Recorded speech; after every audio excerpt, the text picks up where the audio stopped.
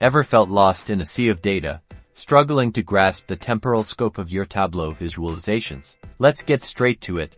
We're going to show you exactly how to highlight date ranges in Tableau for crystal clear data storytelling in only a few steps. First, we're starting with the typical dashboard. Observe those date filters. They're okay, but we can elevate things. This is how we'll do it. Find your date field in the data pane, then drag it onto the rows or column shelf here. We're using dates to chart sales over time. Now choose your date period: daily, weekly, monthly, whatever you need. You'll pick monthly.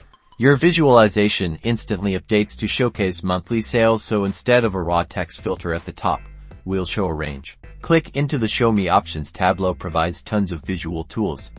This helps us visually focus on the data to demonstrate a range. Right-click your date axis and select dual axis. Next, go to Marks Card, choose line for the line charts, and area or bar type for visual impact for your chosen date range. This technique, pairing the dual axis, allows us to compare those distinct date ranges, making your trends and fluctuations easily seen. The end result is a clean, focused visual story. You can now quickly communicate specific time periods, understand how those time periods and dates work together, elevating your insights and making your dashboard even more engaging.